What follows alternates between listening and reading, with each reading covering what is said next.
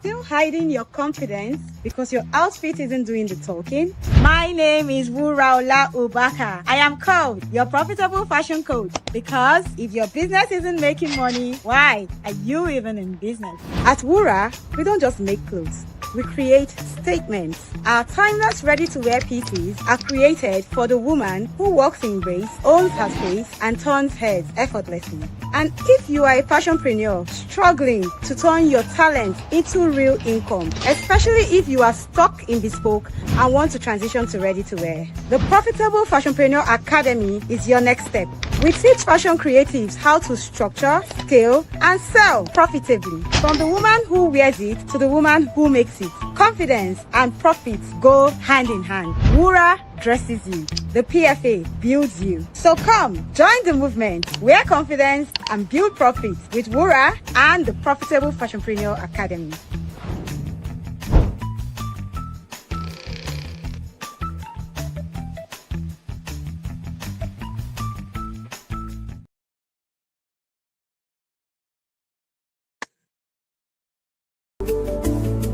And yes, we are. Hello, Bukola.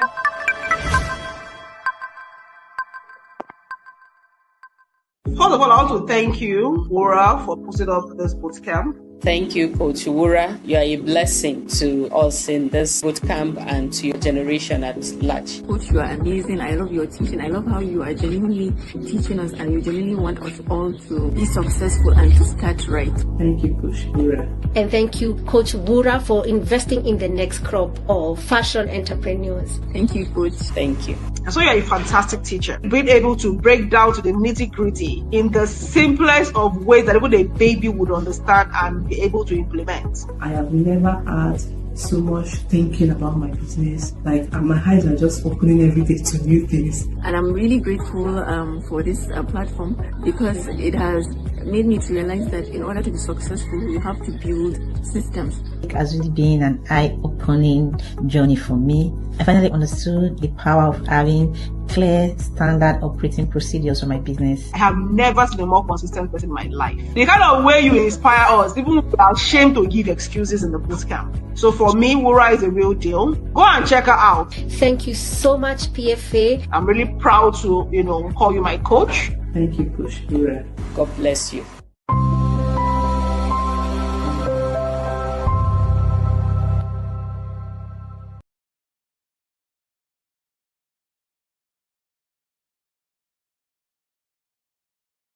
And here we are live. It's been 4 full power pack days. Turning around everything that we know about fashion. What a privilege. I want to see your fire emojis. I want to see the fire emojis in the comment section. Let me see the fire emojis. It's been 4 power pack days. Very wonderful. I want to see your emojis. Let me see the emojis. Let me see the fire emojis. Let me see. And this is 2026 dressmaking that makes profit conference. Dressmaking that makes profit conference. If you have been impacted in the last 4 days, I want to see your fire emojis. Let me see your fire emojis. It's been wonderful time. The last speaker was saying something very interesting. And it's really something we learned in the boot camp, in the PFA boot camp. Like I was sharing with you yesterday, the mood board. In the PFA, we are taught how to make our own designs. You don't have to start copying designs. So after you have gone through all of that, I've been designing my collection for some days now. After you have gone through all of that, and somebody else steals your hard work, you can imagine how that would be. Mrs. Kindness has been teaching us how to protect our intellectual property, how to protect everything that we have worked hard for. After getting into the boot camp and you have learned so much how to make your designs and somebody else teasing, it's going to be a very unfortunate situation.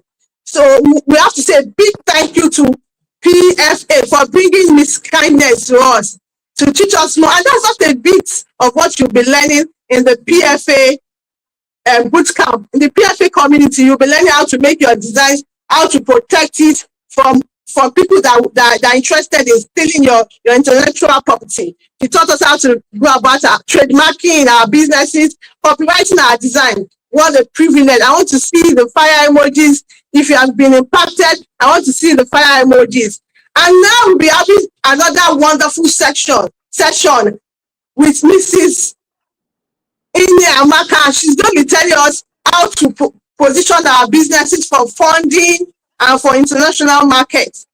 I'm sure you are ready for that. Let me welcome my co-moderator, the smart speaker. She'll be talking to you more about what Mrs. Ine Amaka will be talking to us about. Welcome, smart speaker, the smart speaker. You're welcome. You're welcome on board.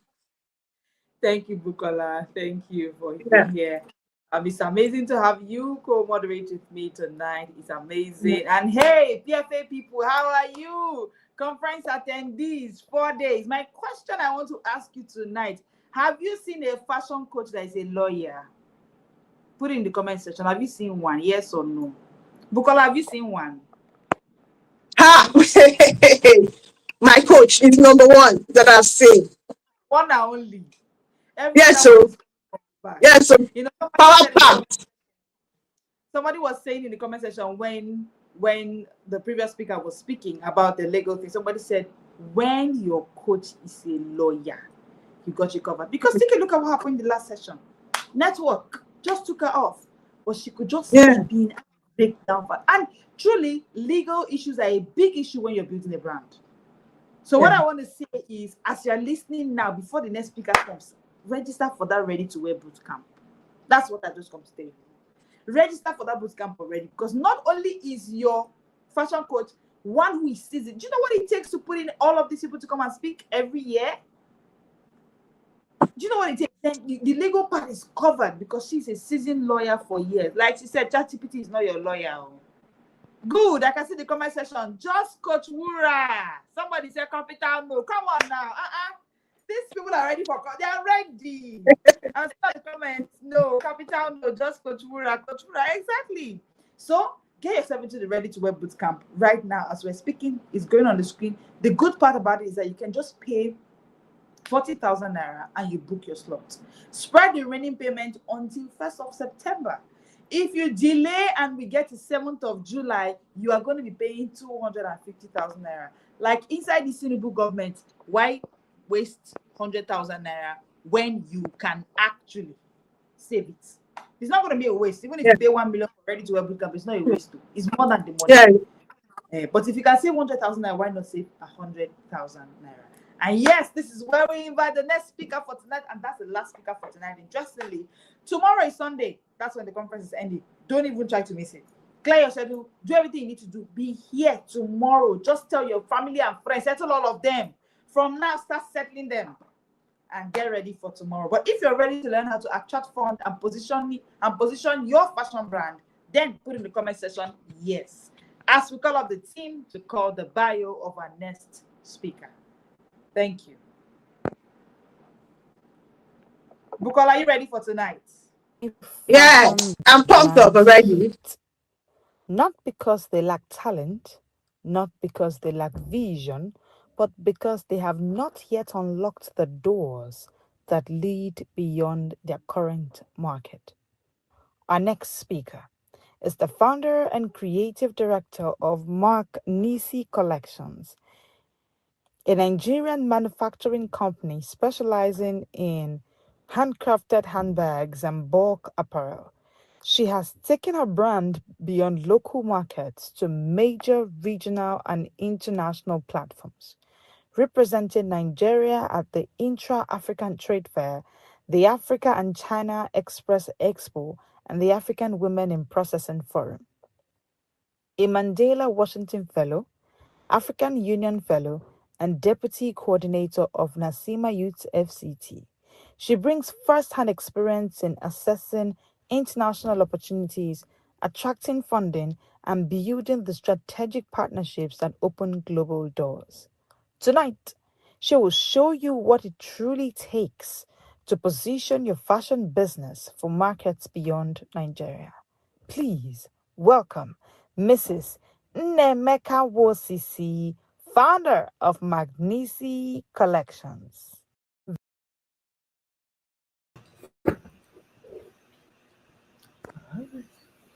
Can we see the scissors in the comment section? Hi guys. Hello. Hello, ma'am. Hello, ma'am. Good evening.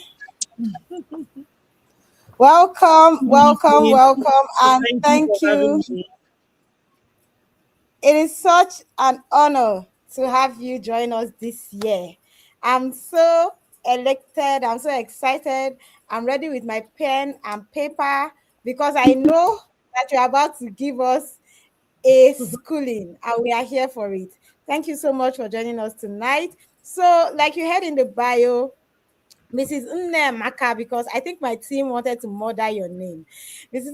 Maka is the founder of Magnisi Collections. And like I tell you all, go and understudy all the speakers that are coming so that you can have your questions ready, so that you can know the pedigree of people that are teaching you. The things speakers are coming to tell you here, they did not learn it in any book.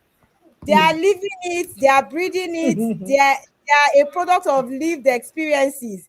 They did not chat GPT it, they did not cloud or AI it. They are lived experiences. And if you need to pay consultation for any of these speakers, you will pay through your nose, right? So when you finish this session now, you need to go and consult with Amaka on how you want to open yourself up to Nasima International Markets. You will pay her, ma. You will pay her. So if you come and you don't listen and listen well with your pen and paper, I'm sorry for you. So thank you so much, ma, for coming on this platform. We honor you. Tim, are we ready with the slides? Are you? Yes. Okay. So hope I'm clear enough. Yes, we're waiting for slides. You are clear enough, ma. Yes, ma'am. We can hear you now.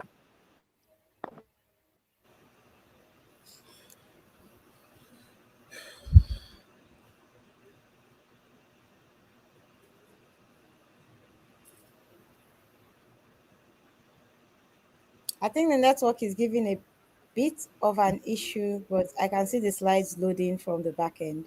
So they will soon come up. Okay, so well done, Wura. I listened to some of the last and I'm taking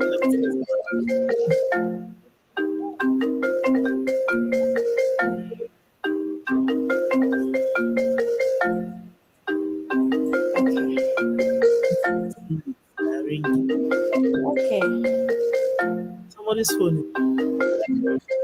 It's actually my phone and it's just not going on.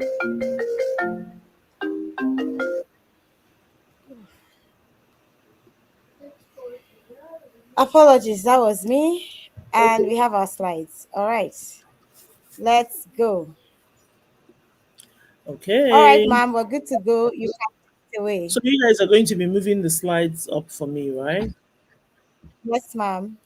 We will. Okay, so let's obviously. So the class we're taking today is building a business of fashion that attracts funding and global opportunities, and these are practical lessons from me, from my Made in Nigeria fashion brand. Like I was introduced, I am the CEO of Magnisi, a brand that I started from the front door of my house. So my business, when you talk about they say from grass to grace, or from the floor to where we find ourselves today, Magnisi is an example. So when I say the floor, if you open the front door of my house, that frontage that people step in before they step in was where I started Magnisi 14 plus years ago. We're going to be 15 years in business in September of this year. And that was how we started. So our business is very organic. And everything that I have learned in business today, I learned, like Ura said, I don't know why she used the Enugu, because that's where I was born. But I learned, obviously, building my business brick by brick here in Abuja. My business, I'm actually based in Abuja, Nigeria. So yes, we can start. Um, I normally like to share a little story about how I started. I started my business because I was unemployed. I moved back to Nigeria, say in 2009, to be united with my husband, and I couldn't find work. And I started thinking to myself, what could I do? And literally, that was how I found this business, and I built it from scratch. So like they said, building a business that attracts funding, a lot of people want to go for funding first before anything. And every time you see anywhere they put a grant or a loan is given, people are always jumping at it. But what people forget is that even your family members, nobody's going to give you a dime if they can't trust what you're building. Guys, before we continue, I don't know why my face is next to the slides. How do you move that out?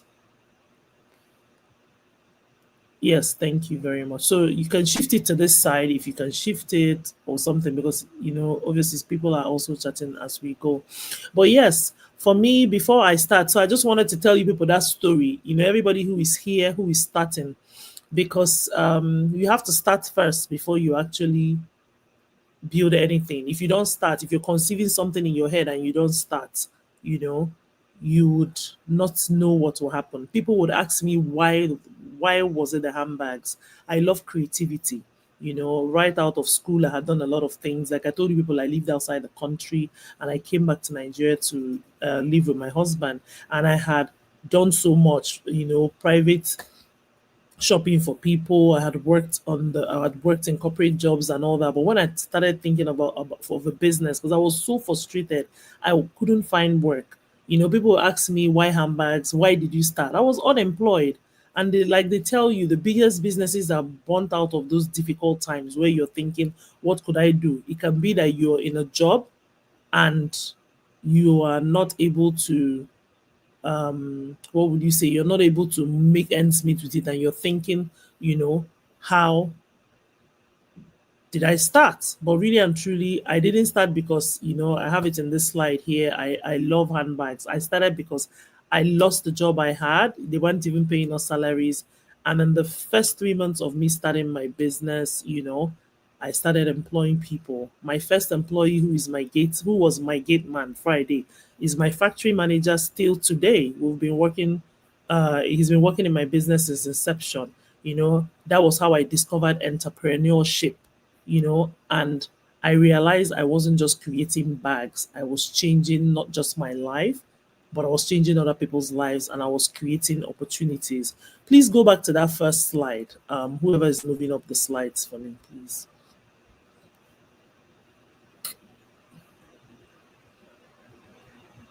So really and truly, like, I wanted to start with this before we start, and you just go ahead listening to me.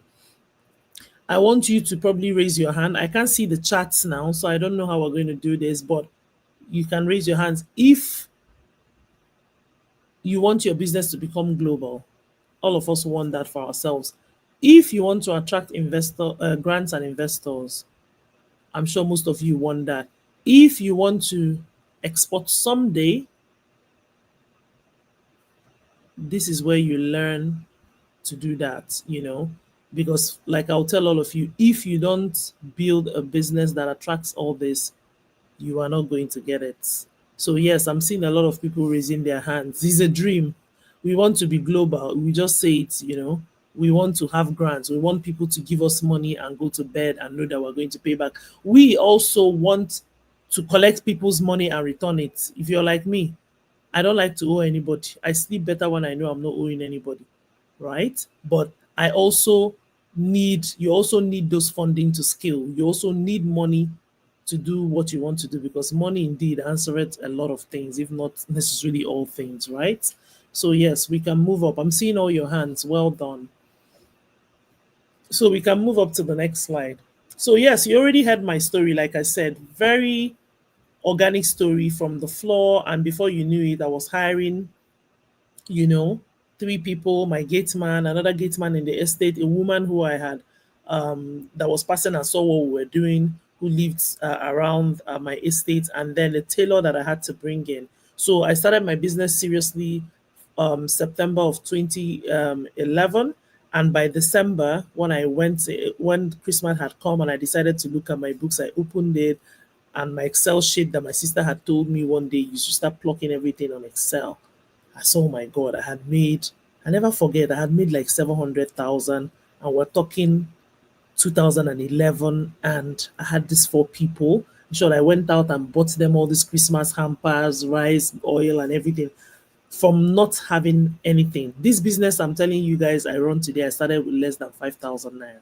So that is my story. So let's go.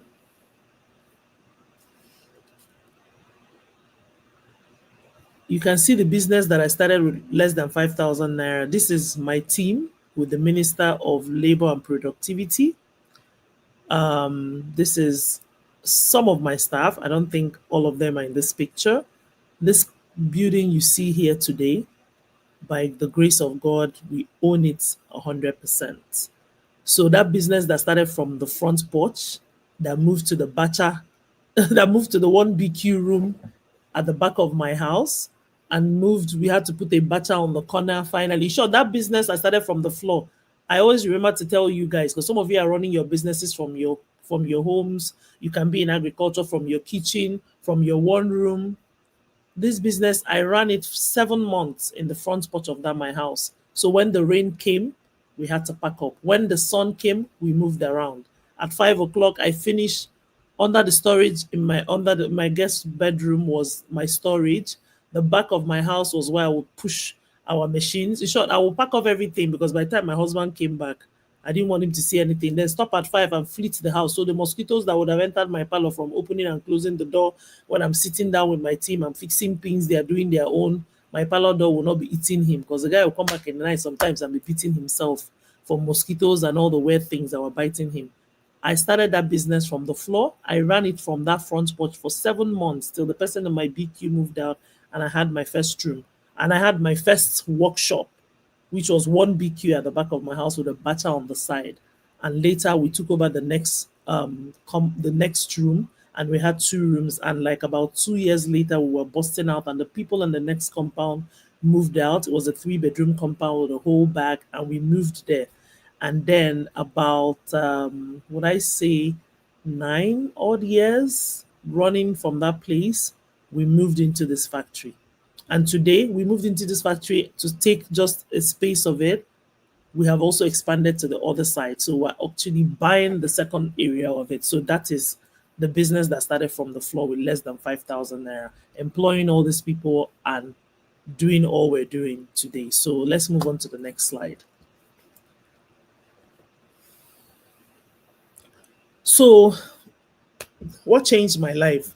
I stopped asking, especially as a business owner, I stopped asking, how can I make money? Because money would come, Like I told you people, I started making this thing very small. Before you knew it, I had a very good network of friends. Even the ones that were just buying to just stop me from disturbing them, they were buying, But I started asking myself, how do I build something valuable? How do I build a business that people would see tomorrow and want to invest in? How do I build a business that people will be proud to own? I want to thank God today that I see people, like I was at an event this morning, and I had women that I didn't know walking up to me and going, "Oh my God, I'm a McNisi fan. I buy a lot of your bags, and they're so good." How do you build something of value? Because people would always recognize with something that has value, and money follows value. I try to make my slides very simple so that all of you will understand what I'm saying. That is how I changed my life. How do I build a business that looks like those businesses that I see while I was living abroad? I had worked in a store. I had worked in Tesco's when I lived in England, and I worked in Gap. And these are shops like Eban or supermarket, and maybe I don't know, who do you relate? Okay, Tesco is like Eban or supermarket, and Gap is like maybe the Mangoes or the Price Wises of Nigeria, And how do you build something that people find valuable to come and shop with their children? How do I build that kind of business? Because if you just want to make money, all of us can make money. I'm sure a lot of people, even if you're not making as much as you want, but how do you build something that people are comfortable enough to leave their money with you? That is it. When you think of value, what do you offer people? What do you do to make them coming back? Because really and truly, if you don't have repeat customers, or if you have a business that people cannot comfortably refer you onto, you know, what do you have? Earlier in my business, I remember Channels TV interviewing me maybe 5 years into our business, and Ajuri Ngelele asked me, how do you advertise? And as at that time, I wasn't spending a lot of money on adverts. And I said to him, our customers are our adverts. Because I found out over the years that for everybody that met me, or if I met about 4 or 5 or 6 customers, if I met 6 customers, 4 of them would tell me they knew about me from somebody telling them about my brand. Or they saw somebody with a bag and asked them where did they get it, and they were comfortable enough to tell them that they bought it from McNisi and it's a made in Nigeria brand. And I was like, yeah, my customers are my advert, because I didn't do anything. I will just produce these bags. I will try to sell them. Yes, I will try to sell, go out. I had a shop, people could come then. As at that time he was interviewing me, our showroom was inside the factory. It was that house we moved over. It was just the front. And then we only had probably Instagram and Facebook. And we were not even active on Facebook. It was just Instagram. So the most people who were giving us business, I would say, was God and our customers. Because sometimes people will come in and be wondering, where do they come from? That is when you build something of value. That is when you have, imagine 100 women talking about you. What else are you looking for? Let's go. That is value. So that's how I changed my life. I asked these questions. Next slide, please.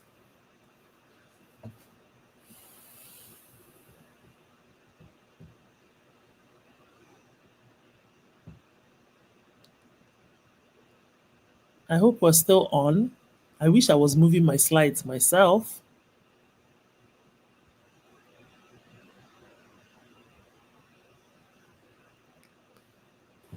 Hello, ma'am. We're moving the slides. Hi, Wura. Are we still on? Yes, we can see you. The slides are moving. I don't know what slide you need to be on. Can you see the slides on your end? It's the slide I'm seeing says money moves towards clarity, structure is a network.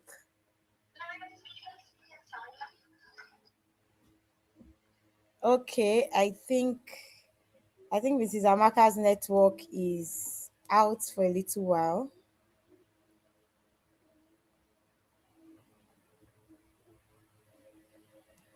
Yeah, I think it's out for a little while. Okay, how has this session been for you?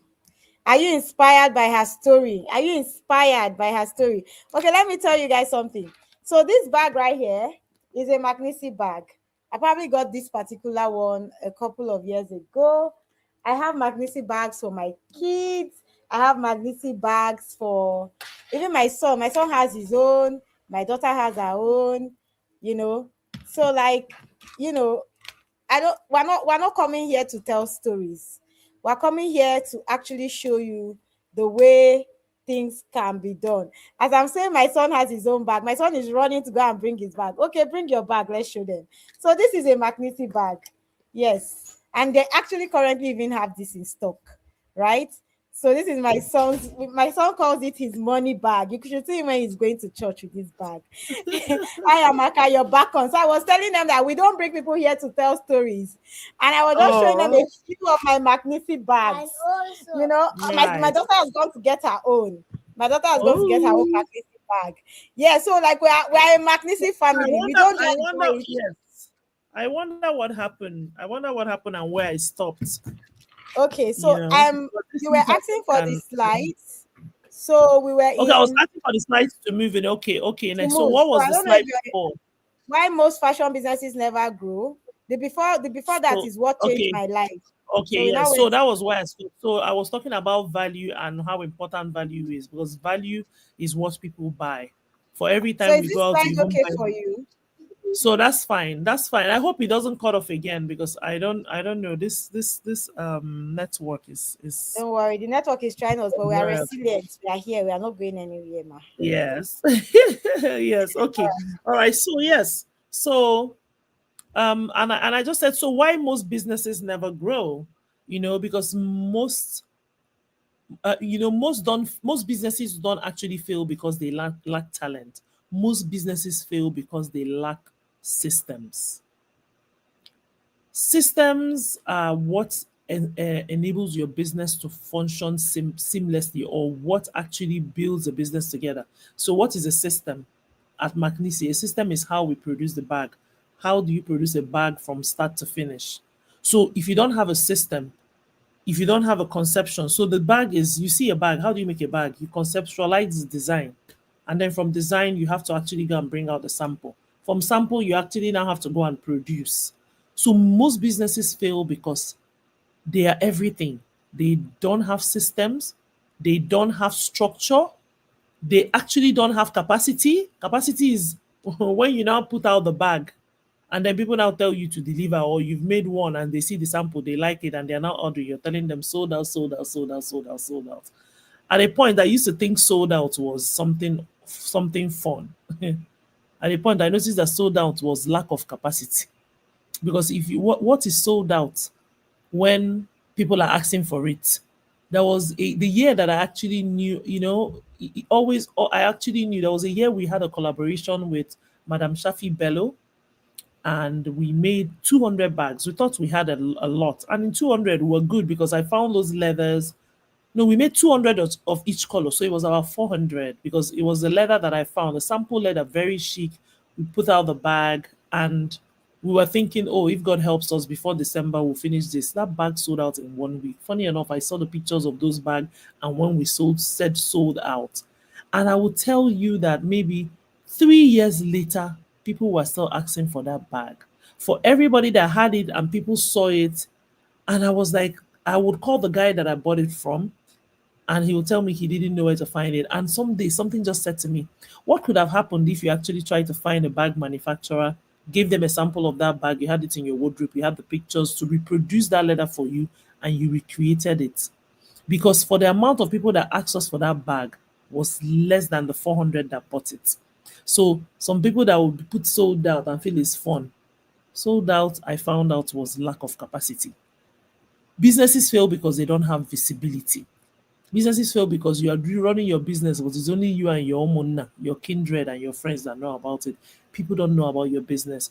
You find business owners that come out and tell you, oh, I'm not on social media. I'm not tired of social media. I don't like it. Yeah, so their business is like people who sell gari and onions and pepper and sugar and all those, that people come to their shops every day and they are okay. But if you want to build the kind of business we're talking about today, where you have a global brand, where you are selling to more than a genre of people, you have to have all this. A lot of businesses fail because they lack credibility. A lot of businesses fail because people cannot trust them to do. People cannot trust them to deliver. What they say is not what they do. At my business, if we tell you we're going to deliver on a Friday, that is me. Let me even use me because my staff can do and undo. But these are the things that I tell them that it is not possible. You cannot tell people that you're going to deliver on a Friday and then the bag is not coming out and you're not calling them ahead of time. I have built systems that is how it should happen. So credibility is very important because if people cannot trust you, they will never leave their money with you. If people don't know who have bought from you, if you're not credible, if you don't have street cred, if people can't say, oh, I've bought from you, this person had done this person I've bought from these people, I've used it, or they used your product and the product spoils on that 1 second, why would they come back? If Wura hadn't used our product for years, would she bring her children to come and actually buy? No. So funding indeed comes last. Funding is the last thing. So if your business does not have this, you don't have systems, you don't have structure, you don't have capacity, you don't have visibility or credibility, you don't have a business, and that is when your business is going to fail. So as you guys are listening to me this evening, please sit back and think to yourself, do I have all this? And even if you don't have it, if a business does not have all this, will you buy from them? You will not. Next slide, please.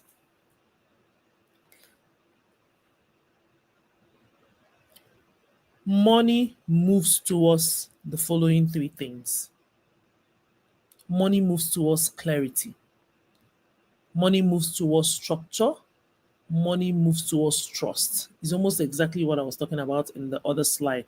But if you remember these three things, money does not move towards desperation. People can see it. If you go into a shop of somebody to buy stuff and they don't understand what they are selling. I'll remember when we didn't have set prices on our products and people will call me. I never forget that woman that called me and she was like, Amaka, how much is this bag? And then I was and she was like, how much is this bag? And then you're thinking, and then today I can do that because I've made it my business in such a way that I am not the one selling anymore. If you ping me for a bag, I'll send you a number because some people still try to revert to me maybe 15 years later thinking I'm still selling the bags. Yes, it's still my business, but I have built so much structure and systems in my business that sometimes I don't even know how much a bag costs. If you ask me, I have a website to go to immediately to check, what are they selling this? I can just click on WhatsApp and go to WhatsApp my business of the store WhatsApp my business and see the price so that somebody is not asking me and I cannot answer. But you have to be clear. You have to be concise. You have to know what you're doing. People have to trust you. If you go into a shop where you have people who are dodgy, you will just leave because you will not even trust them. You're asking them, oh, what's your return policy? For me, in my business, you buy a bag from us and we have a return policy card, and something happens within that warranty window, you bring it back and we give you a fresh bag right out of the shelf. Because I had lived that and I know how robbed I feel when people did that. So this is all the clarity. I've had somebody, I met a lady that had just bought my bag once, maybe 8 years ago at a UNDP event. And she said to me, Maknisi, I have to tell you this story. And that is why I'm going to help you with your business with anything you want. She's a deal maker. She helps businesses find investors. And she said to me, I bought a bag from you maybe 5 or 6 odd years ago. I moved to the UK. She was born in England, so I'm trying to speak like her now. And I got there and something happened to the bag. And then she said a friend of hers came to visit and the bag, maybe she saw the bag somehow. She was like, oh, I bought this bag in Nigeria and it had an issue. I hadn't even really enjoyed the bag. And the person said, where did you buy it from? And she said, Maknishi. She was like, call Maknishi. She's going to either change that bag for you or return it. And she was like, where? Nigerian brand? She was like, yes. That is the kind of business she runs. And she said she was coming back to Nigeria for something maybe a month or two later. She got to the store, told them what happened, and they switched the bag right out from her, and she could not believe it. And she was like, that is the reason why she came to introduce herself to me because they called my name at the event. And she was like, I have to tell you this because I do not believe that a made in Nigeria brand would run their businesses like that. Luckily for me, I had lived abroad and I had seen it happen. You buy something in England when I live there, in 30 days, you can go into the shop at any point in time and tell them you don't want it. We don't run that here. A lot of businesses don't do that here because Nigerians are funny. But if a bag spoils or if something somebody bought from you damages, I bought, I can say it here because I was wondering what they were going to do. So I had stores. I got a juicer that we needed for the house about in April, and then we bought the juicer and it wasn't working to the capacity we wanted. And I just said to my auntie, they used it once and I was like, no way. For the price I spent on this thing, I'm taking it back. And I took it back and they took it from me very professionally in less than a week. It was a week. A few days later, I got a message, ma'am, please, you can go to the store. We're not refunding, but we're giving you a store voucher. You can pick anything you want. This is Sahad Stores in Abuja. That is customer service. So people want to know that they can trust you. They want to know that you have structures. Who am I going to report to if a problem comes? And your business has to be clear. Your pricing, everything has to be clear. People do not like desperation. Next slide, please. The global framework, I wanted to spend a little bit of time here, and I want most of you to please screen grab this and do it for your business. The global framework, this is a global framework that any business should make sure they have before they run a business. So I wanted to go through it. I made a few notes about it. A great product is first. A great product that actually gives genuine value. Your first investors are your customers. Did you guys hear that? Before looking for grant or before looking for investors, think to yourself, would somebody happily pay the price for the product that we're giving them? Your first investors, like I said, are your customers, because it's customers that are going to give you money. Then you'll be making 5,000 on top or 2,000 on top that you build and scale to continue your business. So your first investors are indeed your customers. So ask yourself, would people comfortably pay a price I ask them for this product? A great product solves a problem. Always remember that. What problem is your product solving? A great product delights customers. A great product creates repeat business. Some people will tell you don't have a business till you have repeat customers. People who have bought and come back and buy for their child, their auntie, they are doing birthday, they are coming. People are here telling them they are going. They have events in their office. They tell them, McKinsey can make your laptop bags. We're working currently for about 4 government organizations as I speak to you here in Abuja. They are lining up because they know that McKinsey is going to deliver. So what is it that your product does for all these people I'm talking about? So key takeaway for me from that, funding cannot fix a bad product. If your product is bad, first of all, nobody will give you money. Even if you get the funding, you must have it outright, because the people that get funding are people who give funding give it to people they know they can pay them back. So if you don't have a great product, you're not going to be able to get that. Number 2, leadership and systems. Sometimes I call it more like leadership and learning. As a business grows, you have to grow with it. Change is one of the biggest things we must, as CEOs here, I want to believe all of you are big business owners. That is one of the biggest things that you must go through. And in the age and time of AI, it's flipping on our heads like this.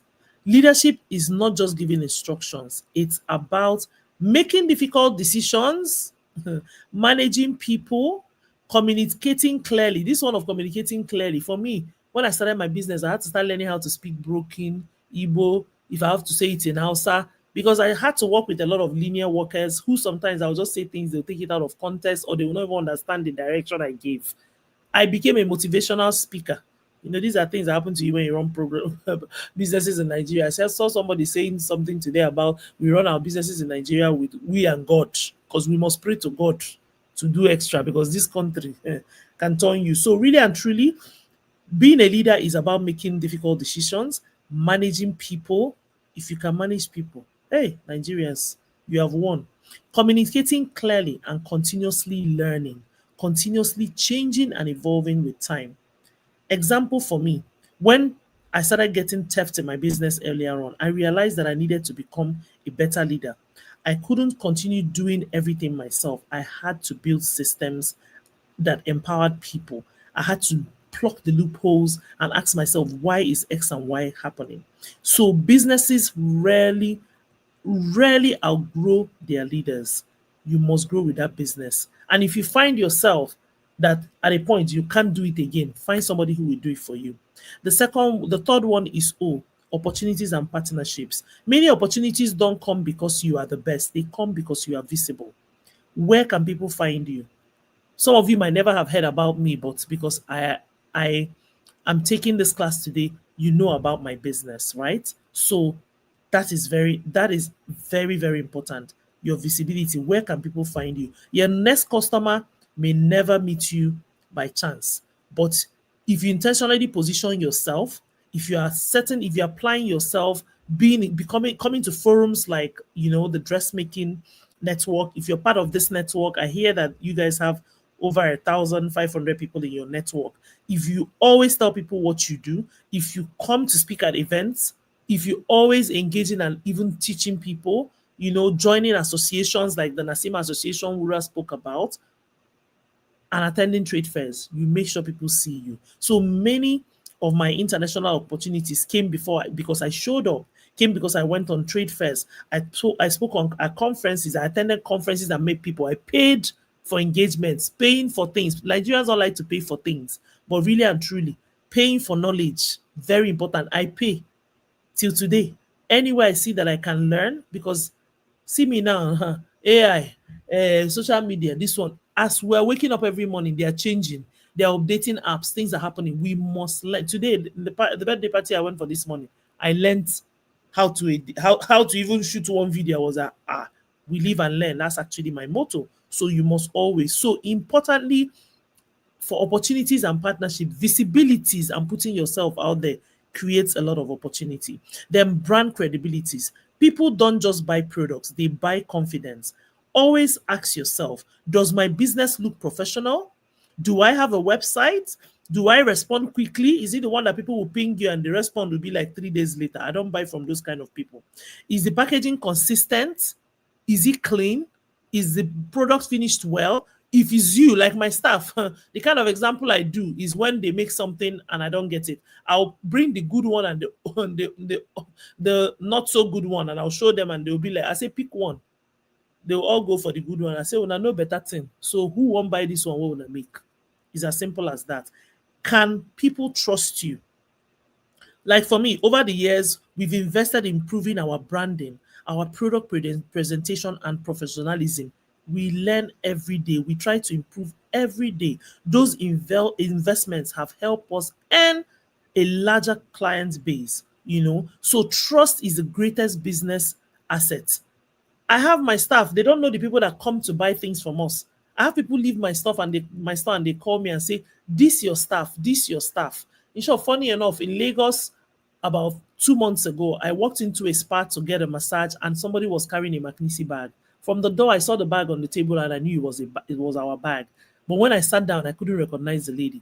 We started talking, and after a while, she asked me what I came for. I told her, and then we sat down. And I was thinking she was going to recognize me when she started talking to me, but my face is not necessarily in my business. And as I grow, I'm actually trying to remove it as much as I can, because I have a lot of things to do. So I cannot be dancing on Instagram trying to sell bag or do X and Y, And then we were chatting, and then suddenly I said to her, I love your bag. And she just looked at the bags, dropped the paper she had. I was in a spa. So she was asking me what I was coming to, the massage I was coming to get, And then she went, the bag is made in Nigeria. And let me tell you, I must have bought more than 15 of her bags. I give it out. Anyway, this woman is so posh. Anytime I travel, my white friends, they take it from me. She's doing amazing. She's in Abuja. This woman kept on raving about my brand for maybe the next 2 or 3 minutes. And at a point when she finished, I was like, oh, wow, thank you. And then she goes back to what she's doing. And I just went, you don't recognize me? Do you recognize me? And she looks at me and says, I think maybe. And she's trying to guess where. And I just went and said the bag. And she just went, you cheeky bagger. Oh my God, look at me selling your product to you. And let me tell you, that was one of the most horrible days I had in the year with my team. Something had happened. And it was just maybe a sign of God telling me, no way. Even if things happen and whatever happened that day happened, you have built a business that can stand comfortably without you.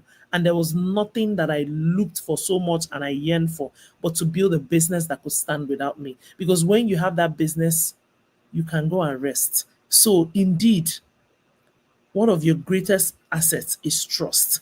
Then the fifth one is funding, access to funding. Notice it is the fifth step. It's not the first, it's not the second, it's not the third. First one is great product. Second one is leadership and system. Third one is opportunities and partnerships. Fourth one is branding, credible branding before we get to access to funding, because nobody, even your husband, even your brother, your sister, your mother, maybe except your mother that give you money. At a point, your mother will get tired of giving you money. Nobody is going to fund you if they don't see what you're doing, right? Funding comes after you have built a great product, after the people can see your leadership skills, you have a team, because without a team, you don't have a business. After you have done some credible partnerships and those your partners are return customers, partnership is not just big partnership. Partnership is customers that come back. They are your partners. My customers are my blessings. They have overdone and done for me. The way I value my customers, you don't want to know, because like they said, they were my first investors. They were the ones that told me that I should carry on. They are the ones that still pray for me and tell me I'm good enough to go. So I do not joke with my customers. And credibility. People where people can say, call McNisi, she will sort this. That is one thing that you have. Those things are better than gold, because those are the people that will sit on a table and they'll tell somebody, is it not McNisi? Give her money. So really and truly, that is very important. So for example, when people ask me, how do I get funding? I tell them, I built a business that deserves funding. Today, I can comfortably tell you there is no bank I go to that I look for funding that will not give me. It's me self that I don't want to collect, because it's also like I want to leave it to you people today. Not all the money that they throw at you should you collect.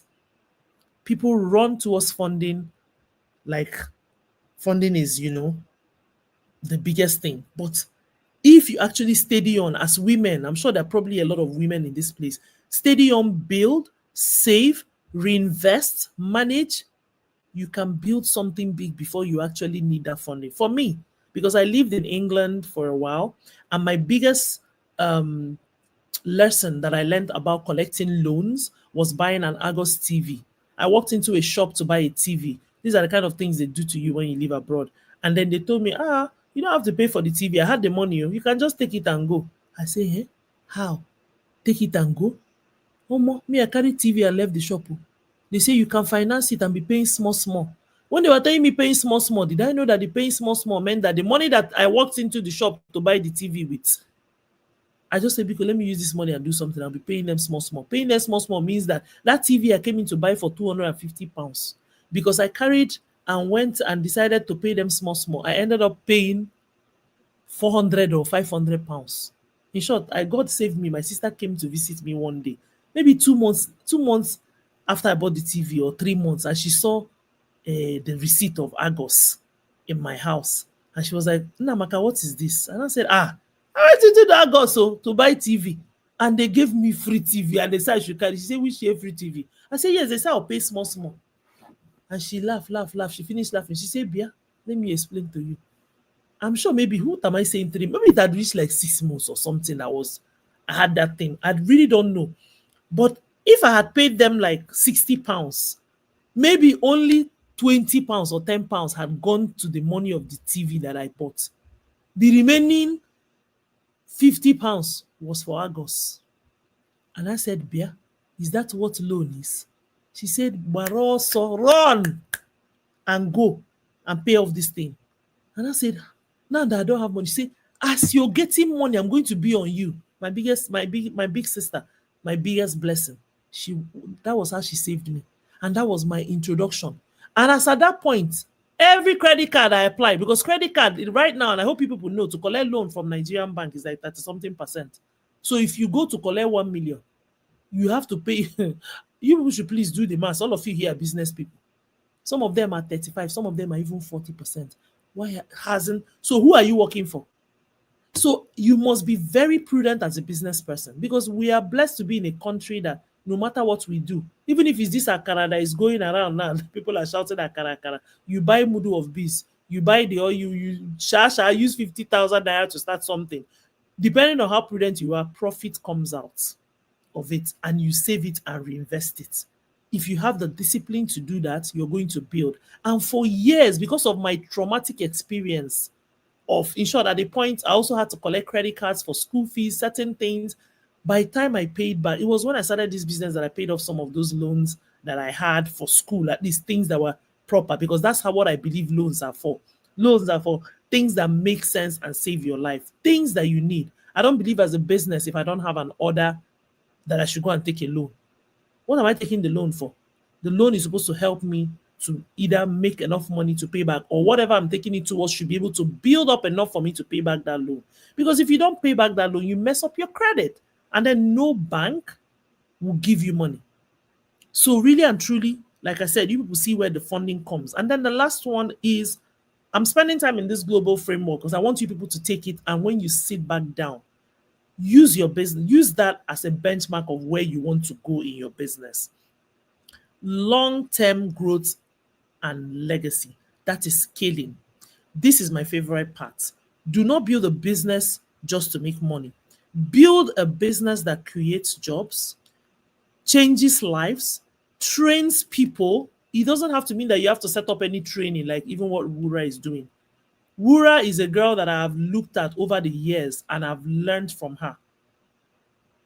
And I know that so many people like that you just look at what you're doing. They don't need to train you. They're training you from just watching their Instagram feed.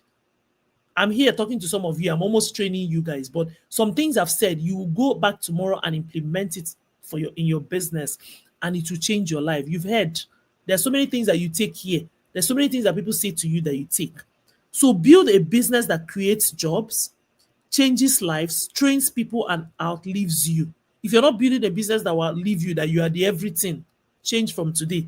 That is not a business. You don't have a business. A business is different things coming together to actually make it work. I started because I needed a job, but today, one of my greatest joys is knowing that McKinsey has created so many opportunities for so many people. I cannot tell you how many people I've hired. I cannot tell you how many people I have in a cluster, even outside Abuja, who work for me. You know, that is my greatest joy. That is what I wake up. That is what I wake up to. The amount of young people that have told me that just from seeing what I'm doing, they were able to start their business. When I started my business, I didn't even have representation. I didn't even have people that I could look up to say this is what they were doing. But today, I can't tell you how many bag makers that are in Nigeria, people who started other businesses, friends that I encouraged to start. That is what gives me joy. So indeed, success is measured not only by what you earn, but the opportunities you create for others. My elder sister told me a while ago that she believes that the blessings I receive and where I find myself today is because of the opportunities I've created for people. And indeed, I agree with her, because God sees, we're religious, in case you're not religious on this call, but God sees our heart. God sees a collection. Prayer, they tell you, builds up. So I believe that the blessings I've earned today is because of the lives that I've changed. If I'm selfish, if I'm doing it for just me, I don't think I will be where I am today. But my business, is where it is today because it's a collection. It's blessing indeed a lot of people, way more than myself. It's not even about my family.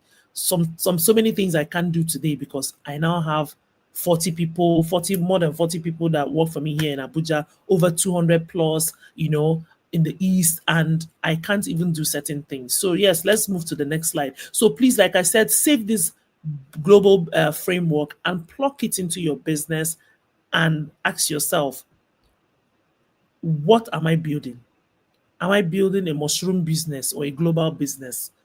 Right? Because we're talking about businesses that can attract funding and scale. So great products win markets. Ask yourself again. You can snap this and ask yourself. You see the bag I kept in front of you? It's a McKinsey bag. Ask yourself, would somebody buy this product in Paris? Would somebody buy this product in Algeria?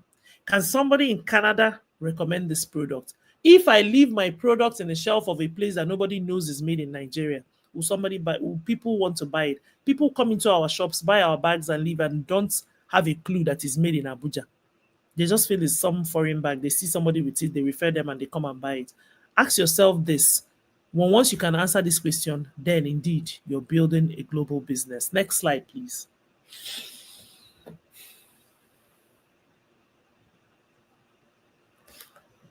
Leadership. Very important. You cannot build anything if you're not a good leader. I myself question my leadership capacity so many times because when you run a business with God in Nigeria, you have to question a lot of things. But yes, indeed, I question that.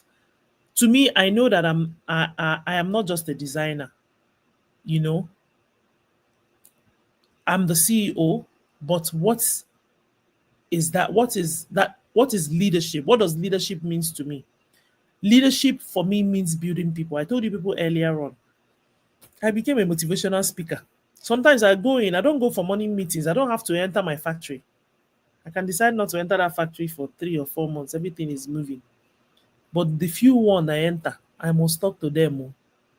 I must be able to tell my people. I must be able to tell them what, hey, this is where we are going. No, that is what leadership is. I must be able to build them. I told you people that the young man who was working as my gate man when I started my business today, he's the newest, biggest motivational speaker we have in that factory today. Friday is not just a grown man with his own family, children, he's also building other young leaders. I have Neruka, I have Ayuba, Ishaya, Siman. I have them, they've been in the business for so long and they're the ones building the generation that are coming. So leadership is building people. In our business, we have our young people who have gone to school, come back into the business because they couldn't necessarily find work for what they went to study. But I like that because they go to improve themselves. We run trainings every Friday because they must learn. You must make sure you're training them. They must be learning new things. As we are moving. In short, right now, AI is now designing bags. Today, I got a call from somebody who just went to AI, told AI the bag they want them to make. She wants to make for her sister as a gift and sent me a picture with everything. The tech pack that people will come to me before and say, Amaka, I want you to make a bag for me. Then they'll send you one picture and then expect you to go and do it. AI will now help you put the handle, this thing, put the under, if you know how to give the AI prompts. And then I just said to her today, my sister, you know that you have just gone to AI and you and ChatGPT has finished designing the bag and you have sent it to us, the bag makers, to make. So just give us time. We are working on it because we've been really busy. But yes, indeed, that is it. So you have to build people. You have to not just build people. You have to build yourself to get to the times, and you have to be able to be a motivational leader for people to follow you and understand your vision. And even when you're not there, carry out your vision. So this is one of the biggest things about leadership. Leadership is about building people. Leadership is about creating systems. Without those systems, nothing is working. Leadership is about making decisions, and not just decisions, tough decisions. I know a lot of you here might be women.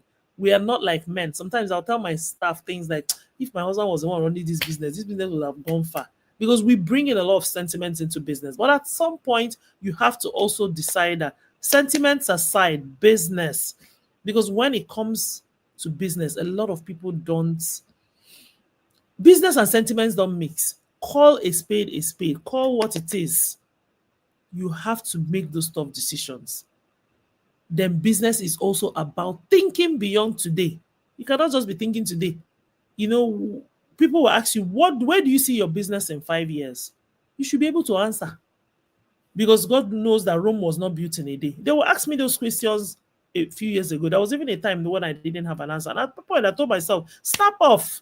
You must have an answer. You must know where you're going. Because if you don't know where you're going, you're just joking. You're just running around in circles. You must be able to tell yourself, this is my aim.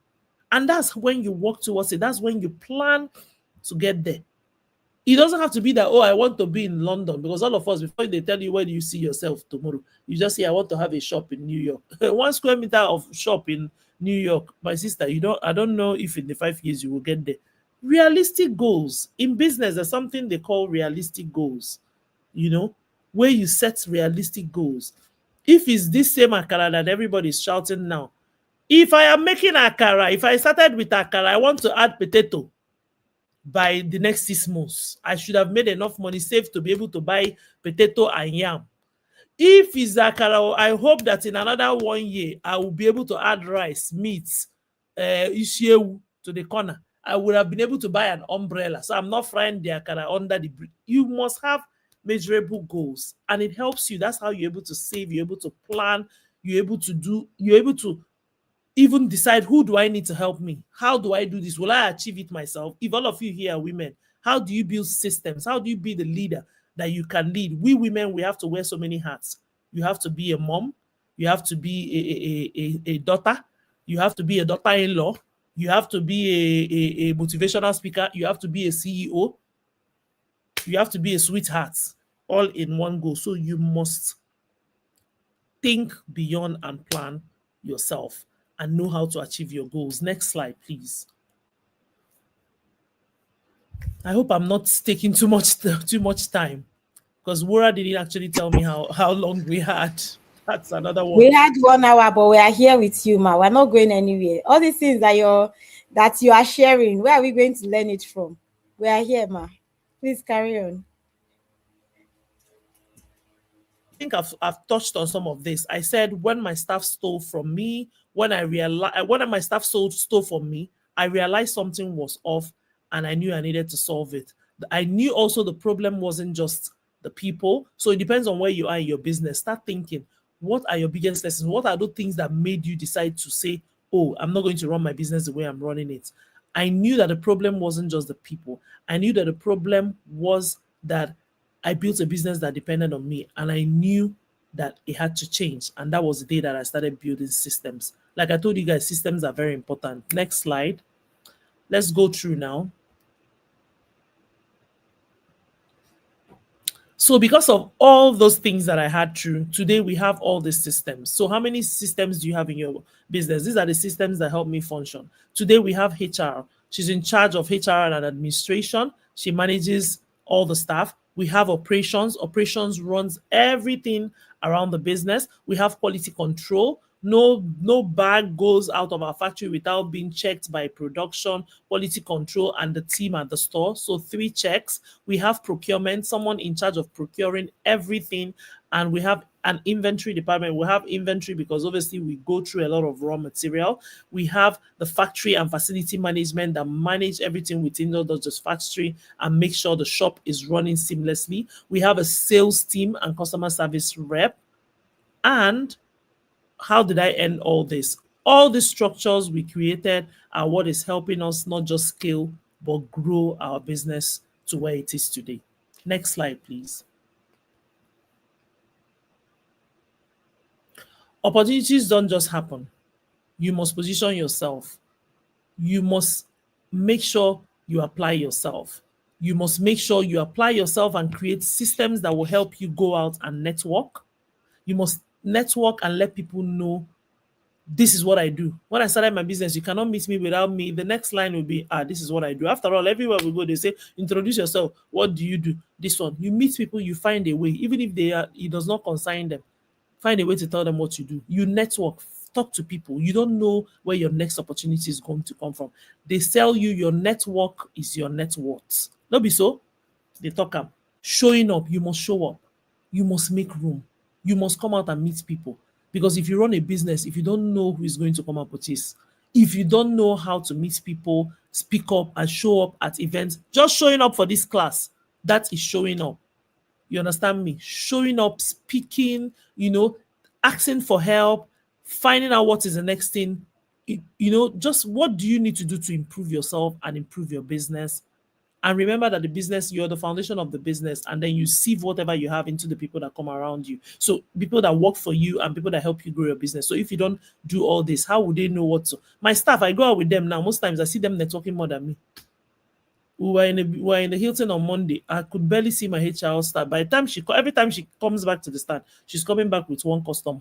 She's coming back with one card. I'll be like, Father Lord, thank you. Because sometimes I don't even have energy to do this again. But by the time you explain to them that this is what we need to do, that's it. Then partnerships, you must partner. I'm partnering with Wura for this program. You must partner even with your staff, even with your customers. You must be able to tell the customer, oh, it's not just bag we're selling, no. We're selling this, so we're doing corporate gifts, we're doing this, and they partner with you. And before you know it, from partnering with them, you're even doing corporate gifts for them. You're helping them make money from here. You're introducing them to the next people.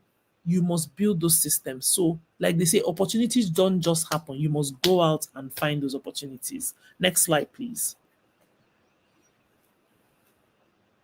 And my international journey started, like I said, very, very much through trade missions. NACIMA, in case any of you doesn't know what NACIMA is the Nigerian Association of the Chambers of Commerce, Industry, Mines, and Agriculture. It's an organized private sector body that sits on every table that decisions are made in the country. Anywhere the president is, the NACIMA people are there, because indeed in every country, businesses like me and you are the biggest employers of labor. How many jobs can government give? How many people can government employ? It's people like me and you.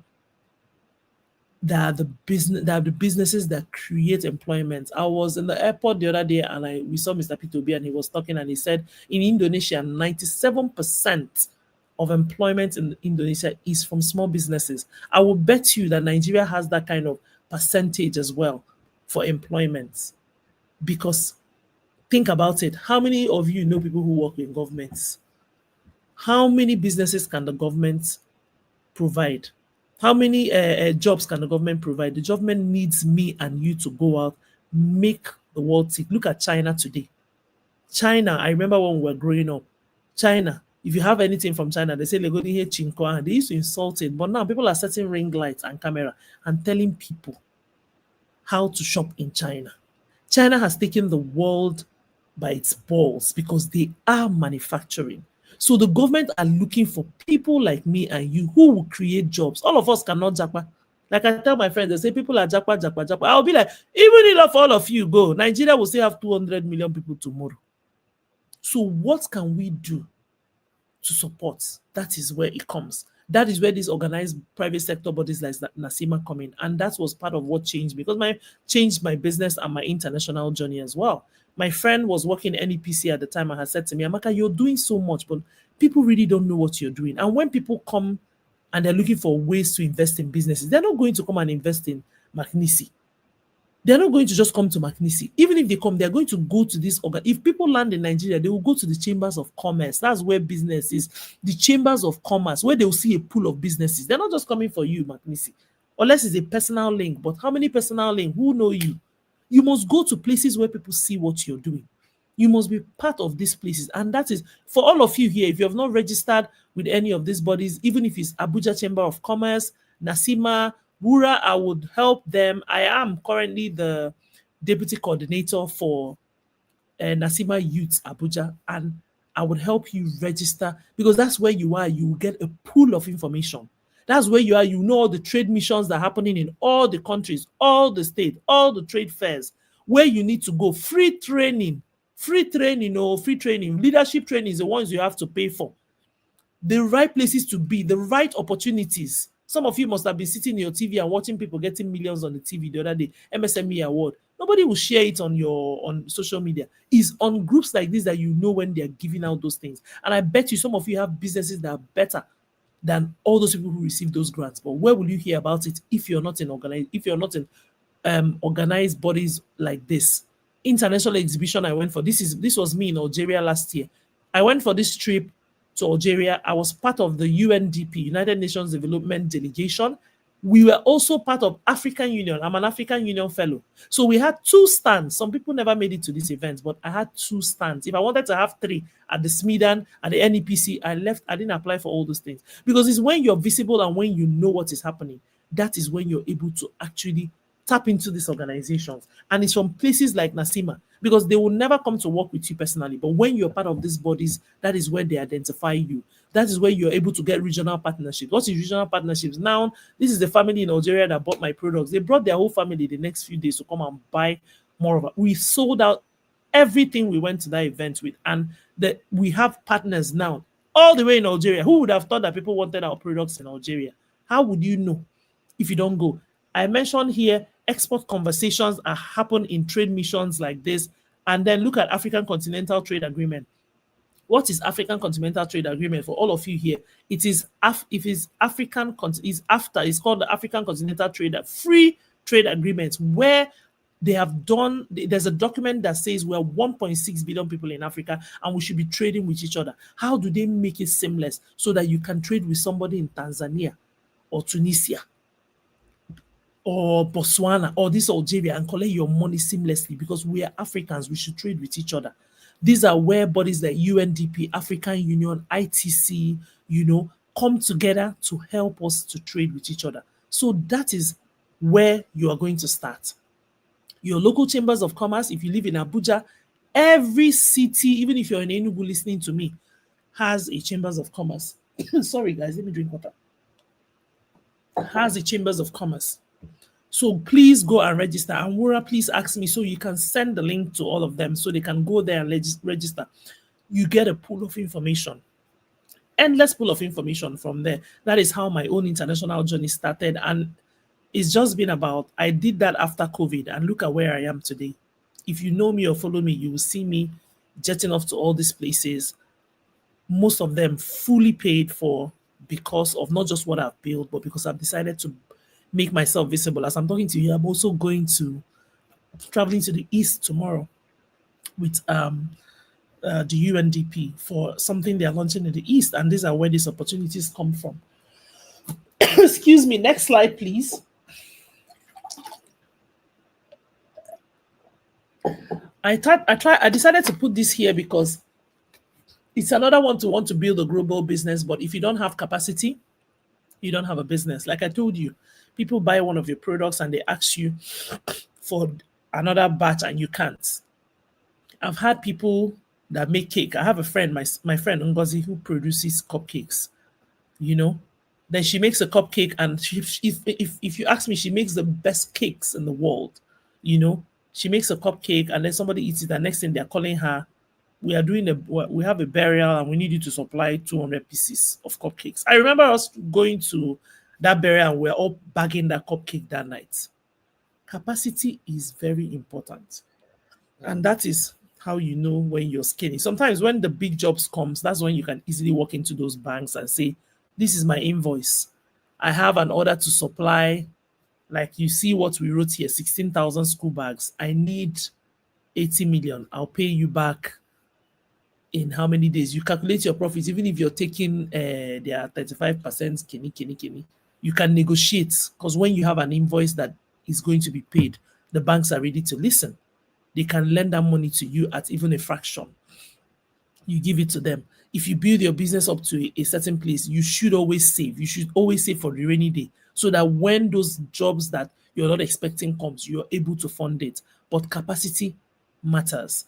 You see this project we did, this is one of our biggest projects. We did 16,000 school bags. When this job came, I couldn't run it from my factory in Abuja because I had jobs.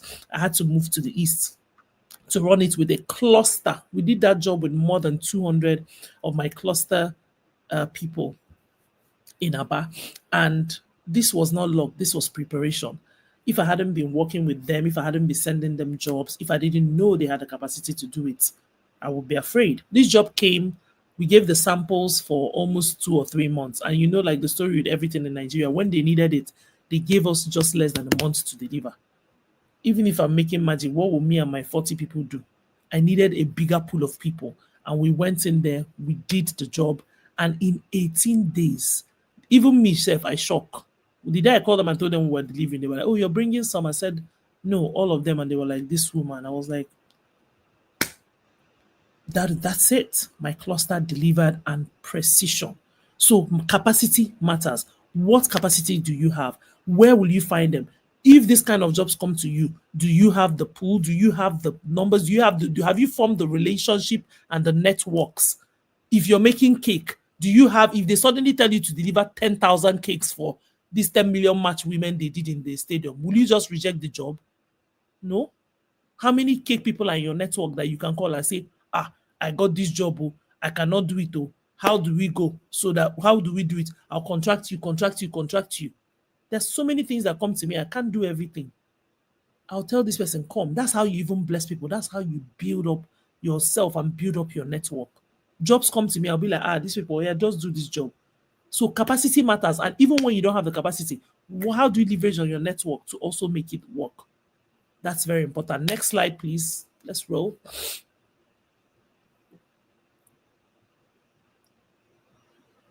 Yeah, I put this here just to let you guys know that funding isn't for everybody. Funding are for businesses that can answer the following question. Can you deliver? That's what I talked about, capacity. Can you deliver? Even if you don't have the capacity, even if they give you 5, can you deliver in precision? The company I work with in Lagos said to me, you're one of the companies that if you give us a sample and you deliver 1,200 products, it is what you gave us that you delivered. And I told her, I thought you told us that we were 3. She said, no, you're the only one. People want, everybody, not people, everybody wants the best. So what kind of business have you built? Have you built a business that can deliver? That thing touched my heart so much because I was like, oh, okay. She said, why do you think we're still working with you? If not, we'll not be talking to you. Can you account? Nobody's going to give you money if you don't give them your books. The day you want to collect this loan that everybody's looking for, even the grant, there is one I'm on now. There's nothing they will not ask you for. You must bring everything and they must verify it. If not, they will not give you money. You're not just going to get fake documents and say 300 million pass my account or 50 million pass and you think they cannot know. Nothing that the banks cannot find. Nobody will give you money if you cannot account. Because the money is not money is not free. Manna is not falling from heaven. All those things we read in the Bible, I think they said they took it back. You must account for it. Can you scale? Can you survive? Funding is not for everybody. If you now get the funding, you say you want to scale. Can you really scale? If you scale, can you survive? Snap this and ask yourself these questions. Next slide.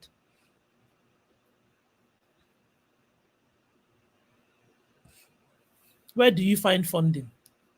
I wrote all these different places: government, development partners, competitions, accelerators. If you're into tech, there's so many accelerations. Come and pitch your business. We can give you something, X, Y, and Z, impact investors, banks, private equity firms, corporate procurement people. And then I put the one that most people don't think about, family and friends. And I wrote I needed to add this because indeed there was a time when when an investor came and was offering me a lot of money. I don't want to mention how much. And my friend said to me, oh, well, this was the kind of investment I had been asking for you. I'd been wishing and hoping for you for a long time. Let's go. Let me take you to my uncle who is a lawyer.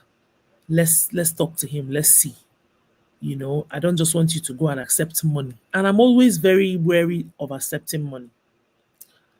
Today, this particular person is like a director and a mentor in my life because, I never took that money. And I hope that most of you here should know, like I said it earlier in this thing, not all money is money you should collect. By the time I sat down with these lawyers, seasoned lawyers that I couldn't pay, those kind of lawyers that bill $1,000 an hour, they just did that pro bono work for me. And they finished asking me questions. They were like, is there any job you have now that you cannot meet with money that you have? They finished asking me. They now said, even if the kind of job comes, do you think you don't have family and friends that you can call and say, because of the kind of person that we see you are, the credibility you've built, give me this couple of kidney, I'll return it back before you even think of going to the banks. Most of the time, we don't think about family and friends. Because if you have credibility, even your own husband, your sisters, they will give you because they know you're good for it. Unless you have spoiled, you have tiered your tickets. They say, in my language, they say, Dokago tickets. You have turned your tickets with them. If you've built up yourself to a place where people know that you're good for it, you're going to get what you need. And sometimes that is the first place you should go to before you go to get a loan from a bank that costs 35%. Because if your family and friend gives you something, most of the time they don't ask for anything. You are the one that is promising them, because if you give me this, I'll return this back. And then you are good for it. If they give you, return it back. So tomorrow when you need it, they'll be happy to give you. A lot of people have scaled and a lot of people have survived with support that they've gotten from their own family and their friends. You understand me? So I put this here for you people to know that it's not every time you just run. Those seasoned lawyers told me, we don't think this is time for you to take this money because do you even know what your business is worth? Because the person who was offering me that money was asking for percentage in my business. And they now ask me, do you even know what your business is worth? That was when I had to go and value my business. They even gifted me the guy that valued the business for me.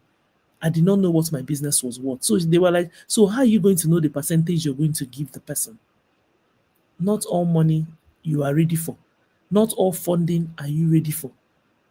Build something that deserves money, because some people don't joke with their money. Somebody has said to me, I'm an Igbo man when it comes to my money. Don't joke with me. You know how Igbo people are. They don't joke with their 1 naira. And it's good because when you make money the right way, you don't joke with it. People who mess up with money and flow money around and throw it around are people who don't make it. Because if you make money, if you work to make money, you're not going to mess it up or use it on frivolous things, right? Next slide, please. I think we're wrapping up. So this one, I really don't want to talk about it. I just wanted you guys to also screen grab it. It's called the Investments Readiness Checklist. Before you are anybody investing in you, you have to have all this: business registration, financial records, very important, tax. I hope you guys are doing everything they told us at the beginning of the year. It's like the tax thing is trying to die down, but guys, brace up yourself for 2017. Make sure you're reporting and being very compliant. They are going to come. You know, how do you cost your product? Are you underselling yourself, or are you selling yourself and making sure you're breaking even? Do you have a strong brand? What capacity do you have? What systems have you put in place? Who are your team members? How much investment are you making in your team? If I'm not going to tell you people anything here, I will tell you to invest in your team. Invest in your team members. What have you provided for your staff? What do you make sure they get back? What are you giving to them? How do you make them feel, you know, worried and valued? Me, I've decided that I got an HR person. I've gotten HR people over time just so that they can help me, because I can't do everything. So that the staff can also feel part of the business. And that is what will make sure that they're there. When I've had people working with me for over these years, you'll be like, but it's because I've invested in them. I've really, really invested in my team. Very, very, very important, because you cannot build anything yourself. Really. Next slide.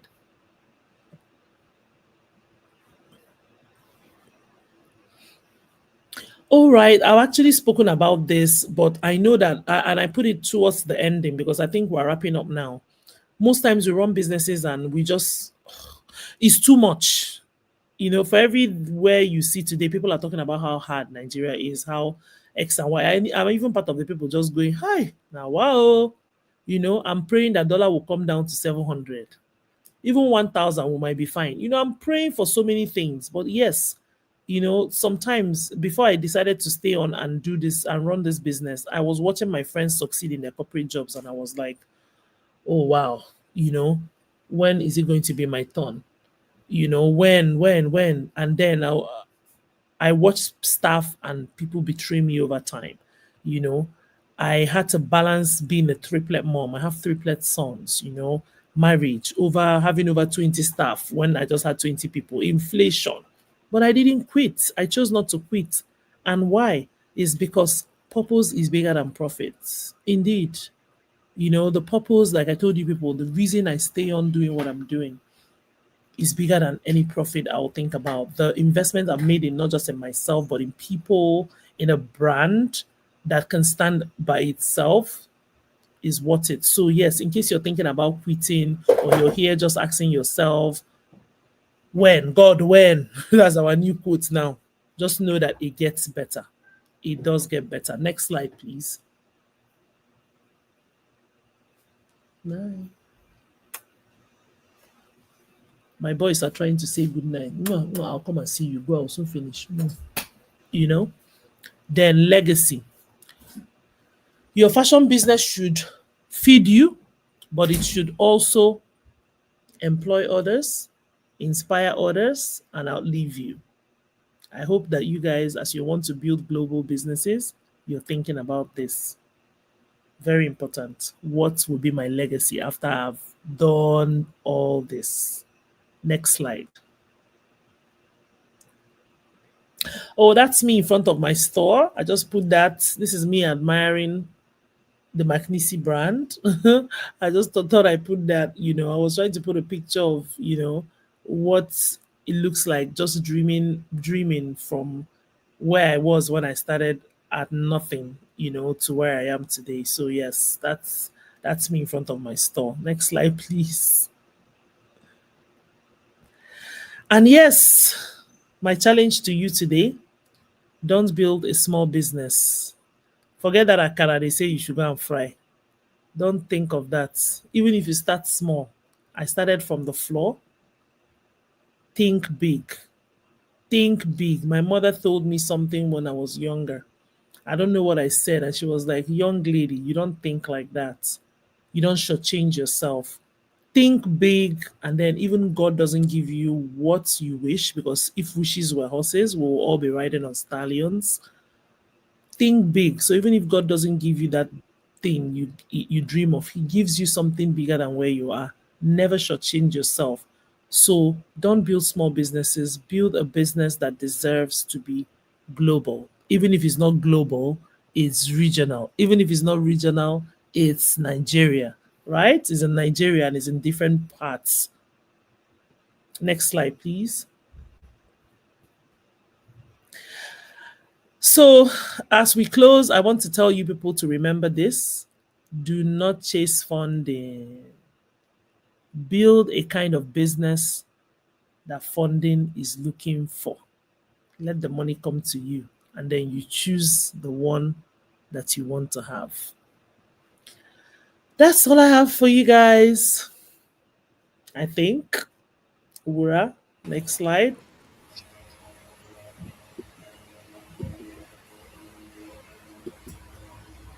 Oh, that's it. All right. Thank you so much. Thank you so much. We have been talking to Nneamaka Sisi, the founder of McMissy Collections. You see, these stories that are being told here. So I have a few speakers who I know personally, and I have a few speakers who have come that I didn't know. But you see, me and I call her Sister Maka. We started business around the same time because we used to attend the same church at the time. And I remember the first day she came, just like she's saying, oh, I tell her, she came to me and she was like, hi, Wura. So I started a bag brand. I sell bags. And I was like, really? That's interesting. And I remember one bag, but I don't know. Someone collected that bag, someone obtained that bag from me. It was a very girly, cute bag that you know those times we used to have those bags that you just fold like this. And Clutches. you know, we've watched each other grow in our respective fields. And just like Amaka said, oh, she watches me and she learns. You know, many times when we think of mentoring, you think that it's unless you're inside somebody. That's how I've watched her too. That's how I've watched her. I'll be like, the way Amaka is moving, I need to be following. Like, you know. So sometimes people say, oh, I don't have money. I can't pay for this. But you can follow without money. You can follow and observe someone's process in a way that you will implement some things that will not give you something to hold on to and grow. So thank you so much, Amaka, for sharing. And you see this thing that she said about funding. I actually intentionally put funding in this conversation. And for the records, I don't tell my speakers anything to say. I tell them to share from their lived experiences and to actually, you know, give us the raw facts. Yeah. You grow your business from positive funding. Yeah. And what is positive funding? Funding from your customers. Yeah. Your business can grow from positive funding. Definitely. Right? And then Amaka has also shared how friends and family can invest in your business. But no family invests in anybody that is lost. Right? Because even if your husband has billions, he doesn't have it to throw away. Mm-hmm. The day that he sees that you're serious about your business, he will move. There are some of you say you're doing business. You wake up in the morning, you are lying down on the bed. Your husband has left you, he has gone to work. You are still lying down. You say you're serious about it. When you wake up, even if you don't, your business is in your shop, as it's waking up, you resume in your office, that your small corner there. That's what it means to steward your business faithfully and attract funding. Right? So funding is never about going to banks or I know that when I started out, I first started with my one butterfly machine that I bought. And then as I started going, I started sewing. My father saw me sewing and he said, this thing that you are sewing with, this small knowledge you got in Warada, come and go to London and go and learn. What I had to be doing, so when I started learning how to sew, I did not tell anybody. I didn't want anybody to discourage me. I was in school. You will hear my story tomorrow. Let me not waste that. Yes. I just went like quietly. And I came back during Christmas. From my money, I remember my first butterfly machine and it was 15,000 naira. From my pocket money, I saved it, bought that machine, put it in my room, started sewing. I sold one to my dad. Saw me wearing church. He said, As in, where did you learn this one? Do you understand? And then we started going. And my dad has funded my business. My brothers have funded my business. I've had customers fund my business, but it's positive funding. And it doesn't come to people that are doing nothing. They Yeah. will fund your business because they can see that the business has a vision and is going somewhere. Their money will not lose. Even if it's a grant, even if they are not collecting it back from you. But they need to know that you are actually growing the business. So that's something you need to think about when you think about funding. So thank you so much, Ma. Like, I have like so many books. And of course, Amaka said that she's going to share us the link. We are going to take questions now because I've seen some questions in the comment section. Amaka said she will send us the link. We will share those links in the communities for all those who want to register for Nasima and all that. I will share all the links. That's why I brought Amaka here. But remember where she started. Great products. That's the foundation. You must first start with a great product. So let us see what the questions we have are. I know I saw some questions. Okay. Someone said, how can she build her capacity as a fashion entrepreneur? Okay, I'll let you take that. It's when she says capacity learning, you're already building your capacity from being in this program. So what is it today that you want to learn? Is that Chris Live Style Empire? Lifestyle Empire. How can I build my capacity as a fashion entrepreneur? What is capacity? Capacity is knowledge, is learning, is understanding the steps. We're in the age where if you go to ChatGPT free version. And then don't discourage anybody. ChatGPT, they're not telling you to go and what you told them is they should not go and do legal documents there. Abi. But basic things of asking question of how can I fry akara? This akara here. I was not in this country when the whole thing. I was around though, but I was not around. Next thing I just opened social media, I saw people frying akara with computer. I was wondering what is going on. What is this akara thing again? But literally, there's nothing you want to do today as a fashion entrepreneur. What kind of fashion you want to do? Is it the dressmaking? You're here, being here, first of all, you're already building. If you had listened to all the speakers that have spoken for free, I was listening to the last class and I was learning. You're building capacity. What is it that you want to learn? Is it training? Who can you pay? How much do you have? You don't have to go and learn from the big Boboti, but you can start inside the market. How did I learn to match a sewing machine? It's inside the Gariki market. I followed my neighbor. Every time I follow her out, I didn't have what I was doing then, job. And I'll be like, why am I following she the hell up and down? Maybe you can learn something. The very first day I went there, I learned how to cut a skirt. From watching the shoemaker that I went to make my bags, from just watching, I learned how to. That was how I learned how to make bags. Anyone I don't know, that was how I started.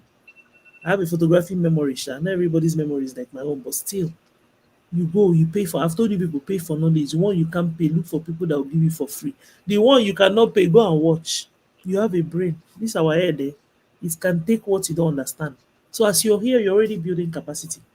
What is it that you don't want to have? You have a phone. If you're live with us, you have a phone that can have an app. Cloud. Go and ask them. Go to YouTube, fashion entrepreneur. Hey, the videos there. I wish I was making videos. All these things I'm doing, I wish I and be making video. By now, maybe one would have called me, I'll not be available. I'll be in one island sipping gin and juice. Because I would have made so much money for YouTube video. So whatever it is you need, they are there. They are online. Online is our air. The amount of things you can learn online, you don't want to. There's nothing you want to do that you cannot learn online. Right? So you are already doing it. So continue.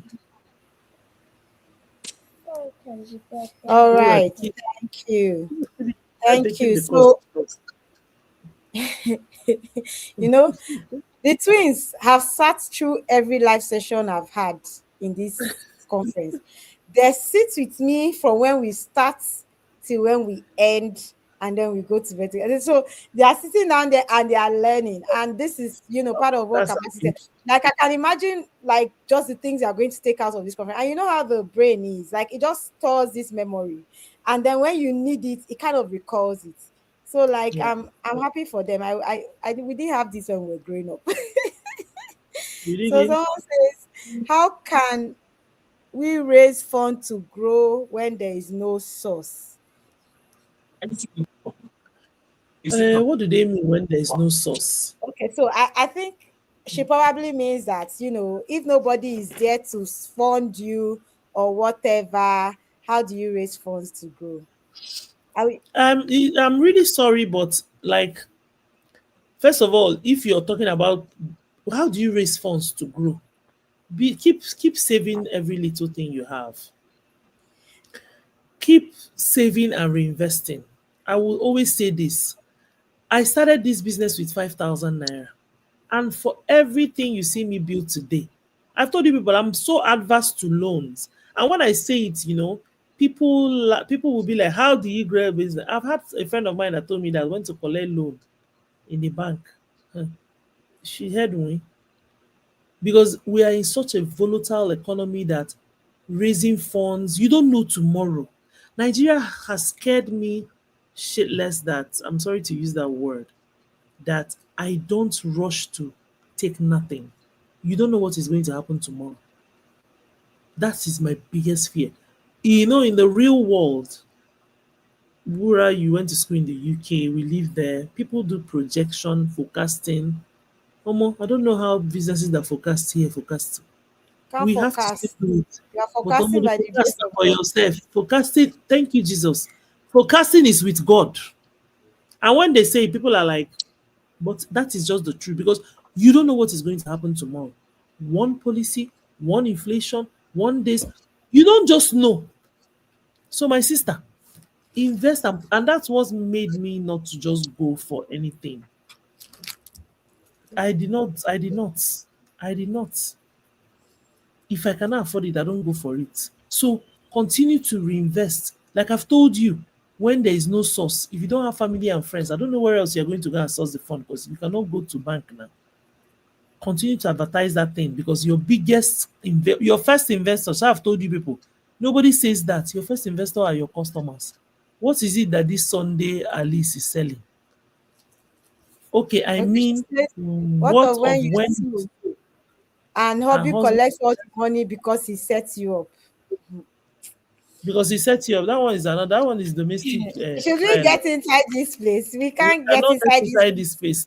That Can't get makes that makes it because you are making money, but somebody is collecting it. ahead.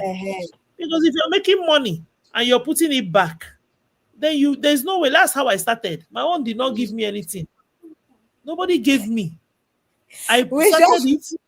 We we we saved our started little money and we started. jungle till we jungled it. So you have a problem that maybe Wura, since she's a part of your network. I don't know. This is now domestic violence. That's what I call it. I'm sorry, but what is husband collecting all the money because he set it up for you? Is it that? Why is he collecting it? If you give somebody money now, you let the thing compound now, unless the thing is not now compounding after a while. And now say, Abi, you just make money, they just take it from you. Women are going through a lot, and I must be very empathetic with you with this comment you wrote down here, and I just pray that you might find a way to work this out, because somebody setting up for you and collecting your money, how are they going to let you grow? They must give you time now. And then every woman here listening to us, please just continue to push. Life is not easy, marriage is not easy, but we continue to try. There's a lot that women have to go through. You have to be the mother. I told you people, be the wife, the daughter-in-law, the sister, the cook, the house girl, so many things. And they still expect you to go out and make business and still be a baby girl on top. We have a lot to deal with. It's just by the sheer grace of God that we're doing it. So yeah, I empathize with the person. Thank you so much, ma. Sunday Alice, send a DM, a direct message to my WhatsApp line in the community, and then we'll take this conversation from there. Please, ma, how can we get links to the community? I presume you mean the Nasima community. Someone was asking that she's not in Abuja, she's in Lagos. How does she? We'll give her there's Nasima youths everywhere and there's Nasima everywhere. So when I give you the link, so for people who want to join, it's also a paid community. But they're different cadres. That for students, I think the lowest package is about 40,000, and you sign up. to the Nasima youth, and then you have a barrage of informations. We run a lot of webinars, trainings, any opportunities you have it. Wura, you're not. I actually don't think You you're know, part of that. I told you I was going to come and I've not come. Of But course. after listening to you, I wrote it. You are your all your conveners. Me and You are all there. my people. When I come, I will first come and register. When I come, I'll tell them, oh yeah, I've gone. Kochura has gone. So everybody follow, enter inside there. So we are So coming yes. in our droves.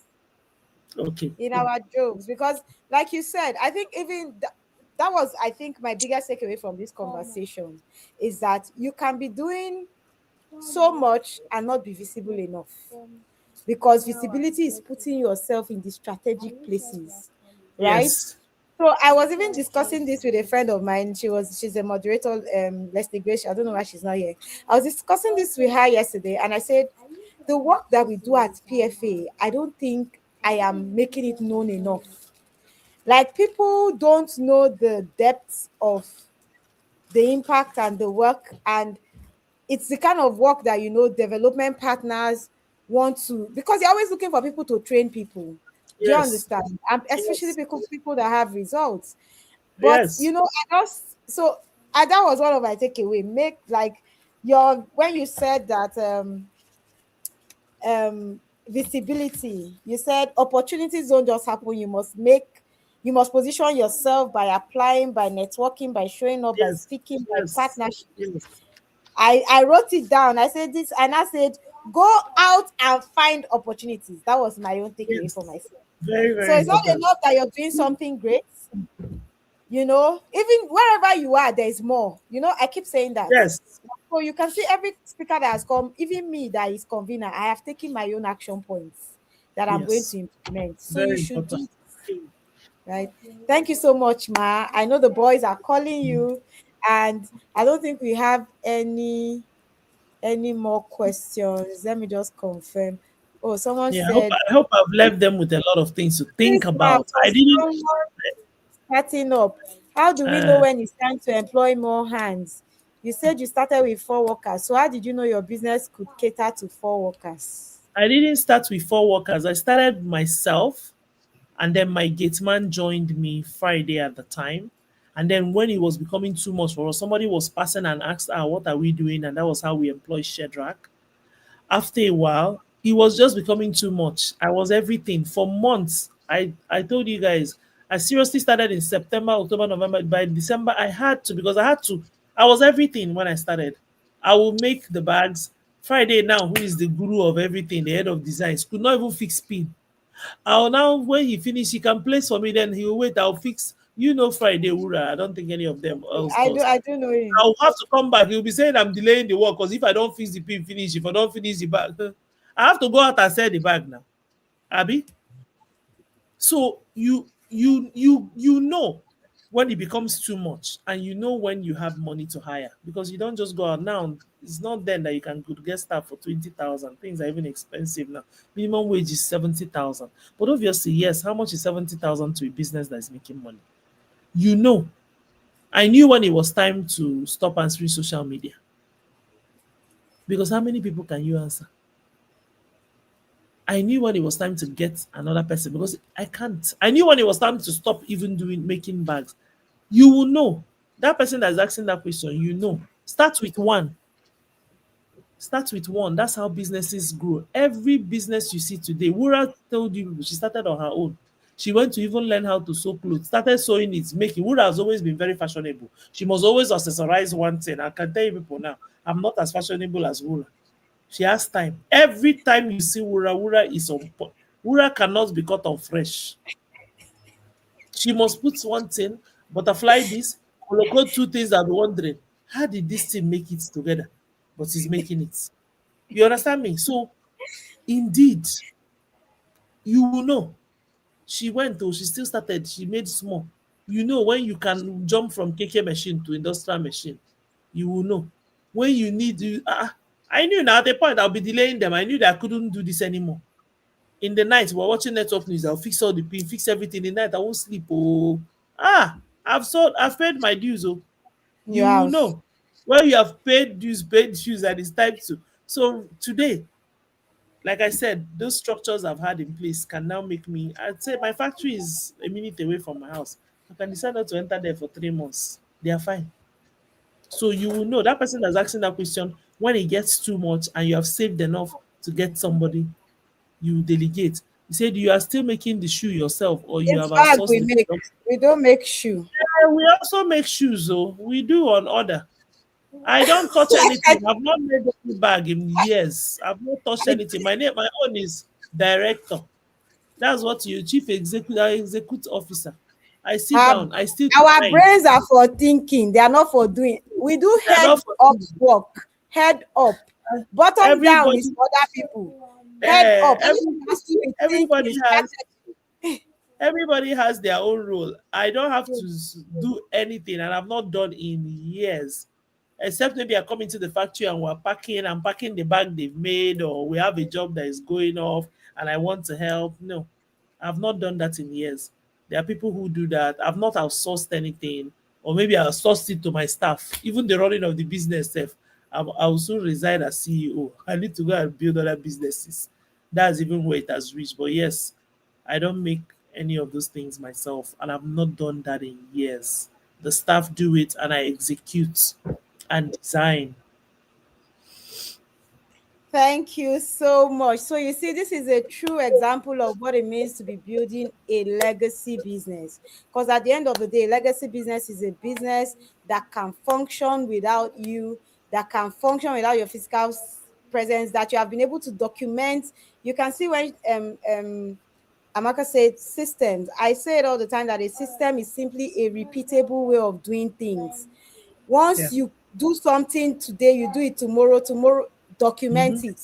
That's a system that someone can pick it up and say, this is how they do this now. And that is part of the things we teach you in the PFA Ready to Wear Bootcamp. We will teach you how to do SOP. Some of you hear SOP, but you don't know how you will ever create an SOP in your life. Come inside Bootcamp, we will teach you. So thank you so much, Sister Amaka. I will let you go now so that you can go and face all the other people that are calling your name. Have a good night, ma. God bless I have a trip tomorrow. Thank you. Thank you so much, ma. And just to say, you have so many fire emojis. You have so many. I wish to be like you. This is a lot. Wow. Thank you. A lot of fire for you. Thank you so much. Yes. You guys are all welcome. Thank you so much, ma. Have a good night, ma. God bless you. Thank you. Thank you. Bye. All right. Auntie Buki, I will let you take it away. Thank you so much, ma. Thank you, ma. Thank you, Mrs. Amaka. Thank you so much for making us know you can build a legacy business as a woman. It's like there's one thing about mothers with multiple children. Like my coach, she has two twins. She also said she has triplets. The speaker that came in the morning, she said she also has twins. So yeah. So if you can do it as a woman, I believe that we don't have an excuse. We don't have an excuse as mothers with single children. We don't have an excuse. So I want to say a big thank you to Mrs. Amaka, and also say thank you to PFA for this opportunity. You know, she said something that funding, don't run after funding. Let funding run after you. Something like that. Don't run after it, let it be the one chasing you. And how can funding chase you? When you have built structure in your business. That's when funding can chase you. And that's what you get in PFA.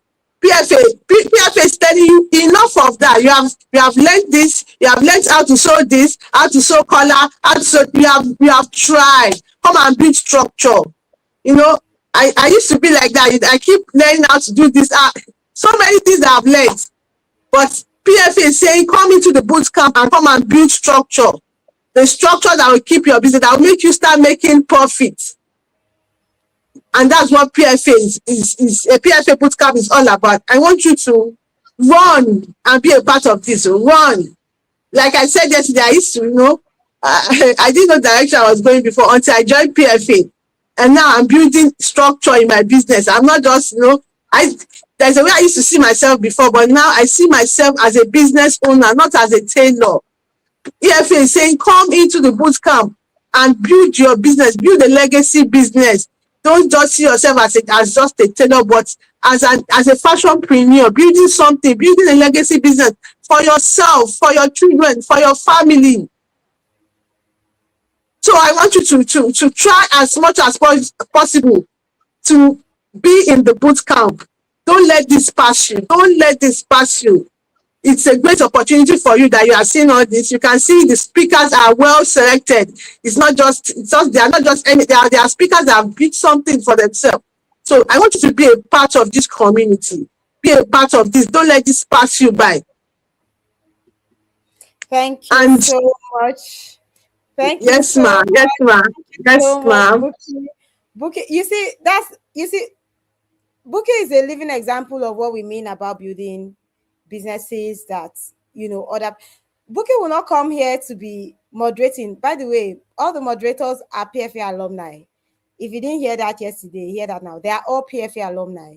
And most of these people, when they came into the PFA, had never been in front of a camera before. They could not speak about their business. They could not even introduce themselves. And they have been through a journey with me for over a year now, or about a year. And their lives, their businesses are transforming. I need you to first understand that transformation is possible, but you have to put in the work. It's not a walk in the park. It's not Jehovah sharp. We don't promise that you come and all your problems we erase. You must be ready to actually do the work. We will show you how to do the work. So you see, part of the problem we have is that we know we need to do the work, but we don't know, number one, what work needs to be done, and then how do we go about doing it? That is where we come in. And that is why we have created the Fashion Business Entry course and the Ready to Wear Bootcamp. Now, I shared in the communities how all these offers can apply to you. So if you're someone who says, you know what, I don't really need, I just have a problem with pricing. I already make fantastic clothes. I've never really known how to price them well. Then you can say, okay, I just want the pricing calculator bundles. So let me just get that so that I can sort out this pricing and know my numbers well. That's what that bundle will do for you. Now, if you're someone that says, okay, but I have a problem with visibility and I don't even know this thing that keeps saying about you have to know your customer, who are you serving? I don't even know it. I don't know pricing. I don't even know how to create content. Where do I start? How do I start showing myself? But I'm not yet ready for the commitment of a boot camp. We created the Fashion Business Entry course for you. Why? Because we don't still want you to be outside. We want you to come inside first. Come and be implementing this one while you are still working towards where you want to go to. You see, someone said, how do I build capacity? You build capacity by doing, by following, by studying, right? You heard Miss Amaka say how we learn from each other, right? That is part of how you build capacity. You build capacity by service. So for those of you on this live that you don't have money, right? Okay, maybe you want to start a business or you started it didn't work well. You serve somewhere. Go and look for somewhere and serve. You can see Amaka say she started going to the market to do bags when she did not have job. She started going to the market to go and sew. She learned to sew skirts. Start from there. Look for who to serve. Service is part of capacity building, because you may not necessarily have to build in your business. You can build in someone else's business and still be building yourself. That is still capacity, right? Bookie volunteered to be a moderator. I was so surprised, but here she is. This is part of building capacity. So now she has this platform. She has been speaking to over 100 people on different lives through the course of yesterday and today. Of course, she's getting more equipped. You can even see that every day she comes out, she's more confident. And you're more confident, you're able to show up better for your business. It's all part of how you build capacity. Now, if you're talking of building capacity in terms of staff, in terms of all that, these things are a process. And that is what we teach in the bootcamp. So we can't teach you in one free live session. Enter the bootcamp and have a system, because it's not cut and join. You just pick random things in different places. You need to actually put yourself in a system that takes you through a process.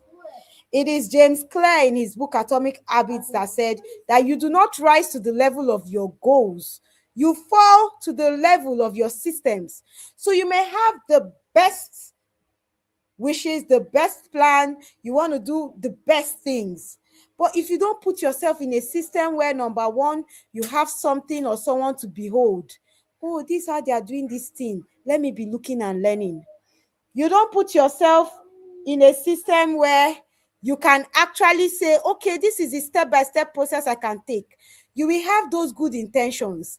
And we will come back here next year and we'll still be talking about your good intentions. Good intentions do not build businesses. It is the right place, the right environment, the right system, the right framework. And that is what the PFA gives you. Let me tell you something. It doesn't even matter which of our programs you choose. If you come into our system, you cannot remain the same. And I say it with every sense of responsibility, because the PFA is not something I started because I wanted to make money. You can't even pay me enough for the things I teach you. That's the truth of the matter. You can't pay me. But I wanted to give fashion entrepreneurs a platform where they could behold and become, where you could see that the things that you think are possible are actually possible.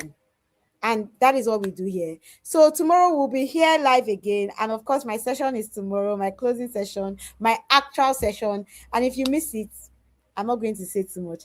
I'm going to let Buki take it off. And from me, it's good night. Thank you so much. All right. Thank you.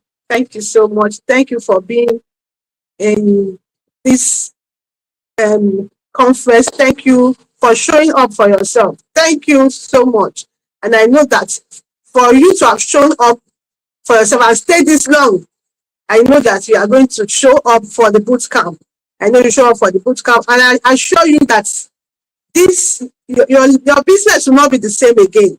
You will see the transformation that will come upon you, that will come upon your business after you have been a part of PFA. So at this point, we say good night, and we see you tomorrow, day 5. Come prepared, come ready for a power pack section. So good night. Say good night to you.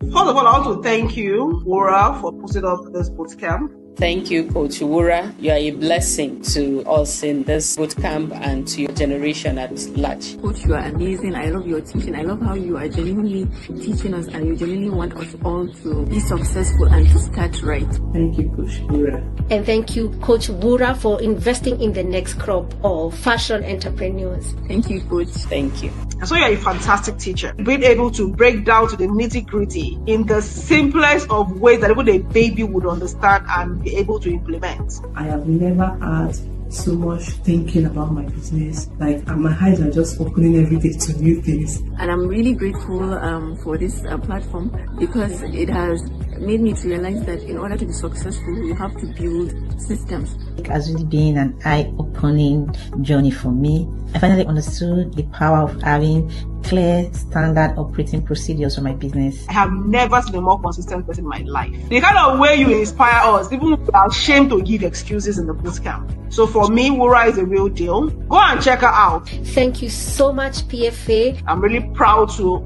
call you my coach. Thank you, Coach Wura. God bless you.